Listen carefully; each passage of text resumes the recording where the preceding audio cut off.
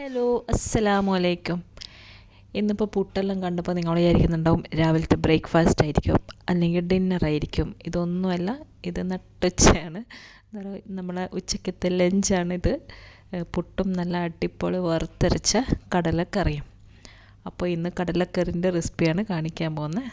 നല്ല എന്താ പറയുക, സൂപ്പർ ടേസ്റ്റായിരുന്നു. പിന്നെ ഇന്ന് വൈകിട്ട് എൻ്റെ ഒരു ഫ്രണ്ട് നാട്ടിൽ നിന്ന് വന്ന്, ഫ്രണ്ടെന്ന് പറഞ്ഞാൽ പിന്നെന്താ പെങ്ങളെ ഫ്രണ്ടായിരുന്നു. അപ്പോൾ നമുക്കെല്ലാം അറിയുന്നേ. അപ്പോൾ ഓറ ഒന്ന് കാണാൻ പോകാൻ വേണ്ടിയിട്ട് ഇത് ഇറങ്ങുന്നതിനും അങ്ങനെ ഓരോ റൂമിലേക്ക് പോവായിരുന്നു. അപ്പോൾ പോയ സ്ഥിതിക്ക് ഞാൻ ജസ്റ്റ് ഒന്ന് വീഡിയോ എടുത്തതാണ്. അപ്പോൾ ഓറൊന്ന് ഫുള്ളൊന്ന് സെറ്റായിട്ടില്ല, വന്ന പാടായിരുന്നു. അപ്പോൾ എന്നോട് പറഞ്ഞ് നല്ല എന്താ പറയുക, എല്ലാം ഒന്ന് സെറ്റായി മൊഞ്ചായിട്ട് നമുക്ക് അടിപൊളിയായിട്ട് വീഡിയോ എടുക്കാം, ഫേസ് കാണിക്കുന്നതിൽ കുഴപ്പമൊന്നുമില്ല എന്നെല്ലാം പറഞ്ഞിനേനു. അപ്പോൾ ഇന്നലെ പിന്നെ ഞാൻ അങ്ങനെ ഒന്നും കാര്യമായിട്ട് എടുത്തിട്ടില്ല. ഇൻഷാ അല്ലാഹ് ഒരുമിച്ചിട്ടൊരു വീഡിയോ നമ്മൾ ചെയ്യാം. പിന്നെ അവർ എന്താ റൂമിലെല്ലാം ഒന്ന് ഒരുങ്ങി വരുന്നതേ ഉണ്ടായിരുന്നുള്ളൂ. അപ്പോൾ ജസ്റ്റ് ഒന്ന് കയറി കുറച്ചൊന്ന് വർത്താനെല്ലാം പറഞ്ഞ് നാട്ടിലെ വിശേഷമെല്ലാം പറഞ്ഞ് പിന്നെ നമ്മൾ തിരിച്ചു വന്നു. അപ്പോൾ ഇനിയിപ്പോൾ നമുക്കിനി കടലക്കറി ഉണ്ടാക്കാം. ഇനിയിപ്പോൾ ഇതാ ചീനച്ചട്ടിയിലേക്ക് കുറച്ച് വെളിച്ചെണ്ണ ഒഴിച്ച് അതിൽ ഞാനിപ്പോൾ ഒരു 4.5 ടേബിൾ സ്പൂൺ തേങ്ങ ഇട്ടിട്ടുണ്ട്. ഇനി അതിലേക്ക് ഒരു കഷ്ണം ഇഞ്ചിയും ഒരു 2-3 വെളുത്തുള്ളി കട്ട് ചെയ്തതും പിന്നെ ഒരു 2 പച്ചമുളക്, ഒരു 3-4 കുഞ്ഞുള്ളിയും കുറച്ച് കറിവേപ്പിലയും ഇതും കൂടി ഇട്ടിട്ട് തേങ്ങ ഇതാ ഇങ്ങനെ ബ്രൗൺ കളറാകുന്നവരെ ഒന്ന് വറുക്കണം. ഇനിയിപ്പോൾ ഈ കളറിലൊന്ന് മാറി വരുന്ന സമയത്ത് നമുക്കിതിലേക്ക് കുറച്ച് പൊടികൾ ചേർക്കാം. ആദ്യം ഒരു 1/2 ടീസ്പൂൺ മഞ്ഞൾപ്പൊടി, പിന്നെ ഒരു 2 ടീസ്പൂൺ മുളക് പൊടി, ടീസ്പൂണാണ്, പിന്നെ ഒരു 1.5 ടീസ്പൂൺ മല്ലിപ്പൊടി. ഇതുമെല്ലാം ചേർത്തിട്ട് പിന്നെന്താ ആ പൊടിൻ്റെ പച്ചമണം മാറുന്നവരെയും കൂടുതലൊന്ന് ബ്രൗൺ ആകുന്നവരെയും ഒന്നുകൂടി അത് നമുക്ക് വറക്കാം, തേങ്ങ ചെറിയ തീയിൽ വെച്ചിട്ട്. പിന്നെ കടല ഞാനിങ്ങനെ ഉപ്പും മഞ്ഞളും എല്ലാം ഇട്ടിട്ട് വേവിച്ച് വെച്ചിട്ടുണ്ടായിരുന്നു. അത് പിന്നെ കാണിക്കുന്നില്ല. തലേന്ന് വെള്ളത്തിലെല്ലാം ഇട്ടിട്ട് എന്താ പറയുക അതെല്ലാം ഒന്ന് വേവിച്ചിട്ടാണ് വെച്ചിട്ടുണ്ടായിന്. ഇനിയിപ്പോൾ ഇതാ തേങ്ങയെല്ലാം നല്ല ബ്രൗൺ ആയിട്ട് വന്നിട്ടുണ്ട്, നല്ല സ്മെല്ലൊക്കെ വരാൻ തുടങ്ങി. ഇനി ഇത് ഫ്ലെയിം ഓഫ് ചെയ്തിട്ട് ചൂടാറിയതിന് ശേഷം നമുക്ക് നല്ലോണം അരച്ചെടുക്കാം.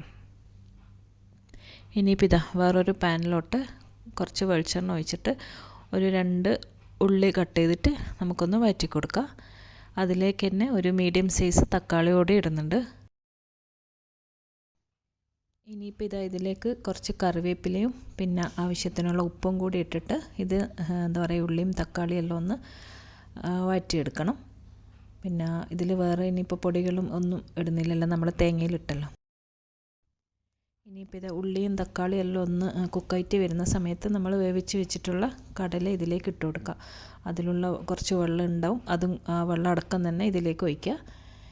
ഇനി അതൊന്ന് എന്താ പറയുക ഒന്ന് തിളച്ച് വരുന്ന സമയത്ത് ഇതാ നമ്മൾ അരച്ച് വെച്ചിട്ടുള്ള തേങ്ങ ഉണ്ടല്ലോ അത് ഒഴിച്ച് കൊടുക്കുക. ആ മിക്സിയിലേക്ക് കുറച്ച് വെള്ളം മിക്സ് ചെയ്തിട്ട് പിന്നെ അതും ഇതിലേക്ക് തന്നെ ഒഴിക്കുക. ഇനിയിപ്പോൾ ഇത് നല്ലോണം ഒന്ന് എന്താ പറയുക തിളച്ച് വരുന്നത് വരെ നമുക്ക് വെയിറ്റ് ചെയ്യാം. ഇതിൽ ഉപ്പെല്ലാം ഉണ്ടോ എന്ന് നോക്കിയിട്ട് ഉപ്പെല്ലാം ഇട്ട് കൊടുക്കാം.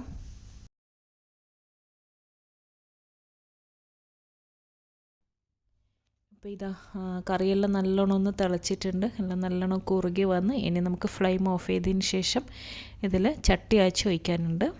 ഇതാ കണ്ടോ കടലെല്ലാം നല്ലോണം വെന്തിട്ടുണ്ട്. ഇനിയിപ്പോൾ ഒരു പാൻ അടുപ്പത്ത് വെച്ച് കുറച്ച് വെളിച്ചെണ്ണ ഒഴിക്കാം. അതിലേക്ക് കുറച്ച് കുഞ്ഞുള്ളിയും കറിവേപ്പിലയും കൂടി ഇട്ടിട്ടൊന്ന് വഴറ്റിയിട്ട് ഇതിലേക്ക് ഒഴിച്ച് കൊടുക്കാം. അപ്പോൾ ഞാൻ ഇതിടുന്ന സമയത്ത് ഗ്യാസ് ഓഫാക്കിയതായിരുന്നു. ഇതിനു മുമ്പ് ഇങ്ങനെ എന്താ പറയുക കടുക് പൊട്ടി കറിവേപ്പില ഇടുന്ന സമയത്ത് പാനിലോട്ട് തീ പടർന്നിട്ട് ആകെ എന്താ പറയുക ആകെ ഒരു ബേജാറായി.